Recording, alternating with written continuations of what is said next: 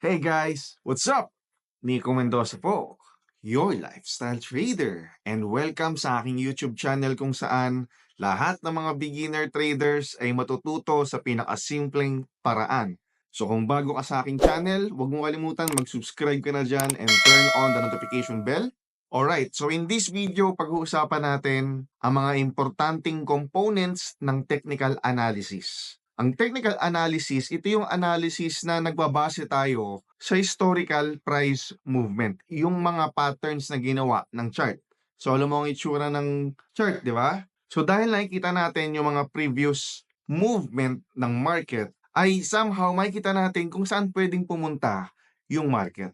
So meron tayong tinatawag na types of market environment. So number one, we have the uptrend market, downtrend market, and the ranging market. Yan ang pinakauna mong aalamin kapag nag-a-analyze ka ng market. Kailangan mo malaman kung ano yung itsura ng market or yung market environment so that magkaroon tayo ng bias. Kung tayo ba ay dapat mag-buy or mag-sell or dapat ba tayong lumayo sa market? Dahil wala tayong makitang malinaw na direksyon kung saan papunta ang market. So let's talk about the uptrend market. So paano masasabi kung ang market is uptrend? Dapat meron kang makikita na high and low, or tinatawag namin itong higher high, higher low, higher high, higher low. So ganito ang itsura ng uptrend market. And yung downtrend naman ay yung exact na kabaliktaran ng uptrend. Downtrend, ibig sabihin yung market pababa. So kung ang uptrend ay merong higher high, higher low, ang downtrend naman ay merong lower low, lower high, lower low, lower high. Ganito ang itsura ng downtrend. And then, meron tayong ranging market or in other words, sideways. Kasi ang itsura niyan is up, down, up, down, up, down lang. Kumbaga parang nakatambay lang yung market or yung candles dun sa specific na zone lang. Wala siyang higher highs, wala siyang higher low, wala siyang lower highs, wala siyang lower low. Ganito ang itsura ng ranging market. So sa ranging market, dyan natin usually pinag-uusapan ang support and resistance. So I want you to understand this. Ang market, walang makakaalam kung saan papunta yan. Pero pwede nating malaman kung saan pwedeng mag-bounce or mag-breakout si market. That's why gumagamit tayo ng trend lines, ng support and resistance para ma-determine natin yung mga possibilities na pwedeng gawin ng market. So unahin natin pag-usapan ang support and resistance. So ngayon pa lang gusto ko maintindihan mo, support yung nasa baba, resistance yung nasa taas. Support, sahig, resistance, kisame. Isa pa, support, sahig, resistance, kisame.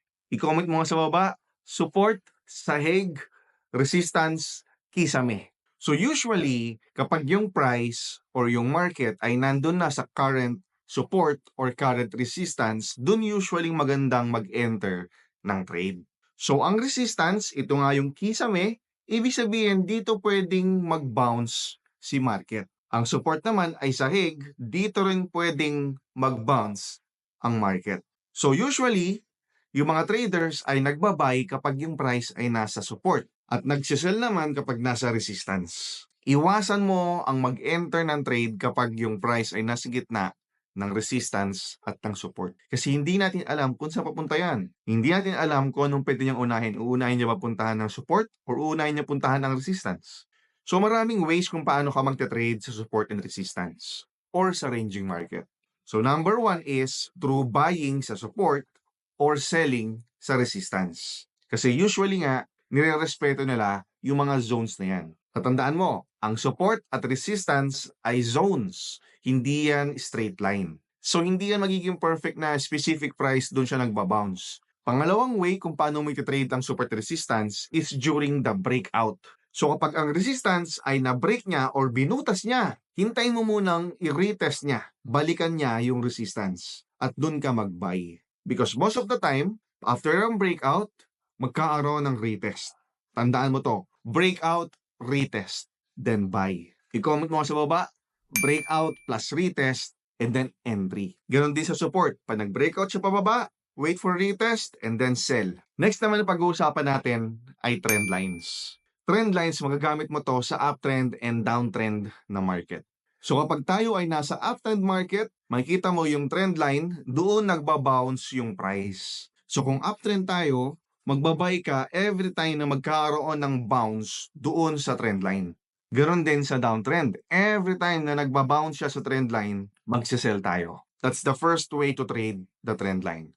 Another thing is, kapag nag-reverse naman yung trend, halimbawa, from uptrend going to downtrend, di ba kanina sa support resistance, magta-trade tayo, breakout, and then retest, and then enter. Ganun din sa trend line.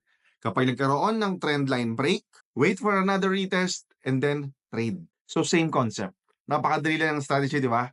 Breakout plus retest, and then entry. Ngayon naman, pupunta tayo sa trading view para mapakita ko sa iyo ng actual kung anong itsura ng support and resistance and ng trend line at kung paano mo siya iti-trade. So, nandito tayo ngayon sa trading view para ipakita ko sa iyo kung paano tayo titingin ng support and resistance and ng trend line. So, ito ang itsura ng trading view. Ginagamit ko ang trading view para makapag-analyze ng market at pag magta-trade na ako, gamit ko naman yung cellphone ko using my MetaTrader 4 or MetaTrader 5 application. So, for now, focus muna tayo sa trading view para may spatan natin kung nasa ng mga trend lines, support, and resistance. So regardless sa kung anong time frame ang ginagamit mo, every time frame has its own trend line, support, and resistance. So una, trend line. So dito, makikita mo dito na meron tayong uptrend market dito. So ano nga ba ang makikita natin sa uptrend? Meron tayong higher highs, higher low, higher highs, higher low. So dito, meron tayong makikita ang mga higher highs and higher low. Ngayon, ang tanong, paano natin to iti-trade? Every time na magbabounce dun sa trend line yung price, pwede tayong mag-buy for an uptrend market. Example is, nagkaroon tayo ng rejection dito, rejection dito, rejection dito, or bounce. So yan yung mga magagandang spot for entries ng buy. So another way to trade it naman is kapag nagkaroon ng break of trend line. Tulad dito, nagkaroon tayo ng break of trend line dito. Di ba? So, ano sabi ko kanina? Breakout, and then next na hahanapin mo is retest. So, nagkaroon tayo ng break, and then dito, retest. Kita mo itong retest na to. Ayan, no? And then, sell. Di ba? So, meron tayong uptrend, meron tayong higher high, higher low, higher high, higher low, higher high. Nagkaroon ng breakout, and then, retest, and then, sell. Girl, simple. Napakaganda ng simpleng strategy na to. Trend line break, breakout, plus retest, and then entry. So ngayon naman, downtrend naman ang pag-uusapan natin. So dito, makikita natin dito na meron tayong downtrend. So paano nga ba tinatrade ang downtrend? Magsisell tayo every time na magta-touch yung price sa ating trend line. Tulad nito. Yan, yan, yan. So ang downtrend, it consists of low, lower low, lower low, lower high, lower low, lower high. Ganon ang downtrend. So napakadaling ma-spot ng downtrend and uptrend. Paakyat at pababa lang naman yon. So ang unang way nga kung paano i-trade ito is magsisell tayo every time na magkakaroon tayo ng touches sa trend line. And ang pangalawang way paano i-trade to is breakout and retest. Tulad dito, nagkaroon tayo ng breakout dito, pero ang unique dito is walang retest na nangyayari. So the answer is yes, it happens. Pwedeng breakout, walang retest. So pag nangyari yun, it's okay na ma-miss out mo yung trade. Move forward na lang tayo sa next trading opportunity. Ito, another example of a downtrend. Pero di tulad kanina, ito ay nagkaroon ng retest. So makikita mo dito, nagkaroon tayo ng breakout, and then nagkaroon ng retest, malit na retest dito, and then nag-continuous na siyang mag-buy. So ngayon naman, support and resistance naman ang ispatin natin. Tulad niyan, again, ang support and resistance ay hindi yan perfect line. It's a zone. So like dito, this is the zone ng kanyang support. And then ang resistance naman is kisame. So paano nga ba tinitrade ang support and resistance?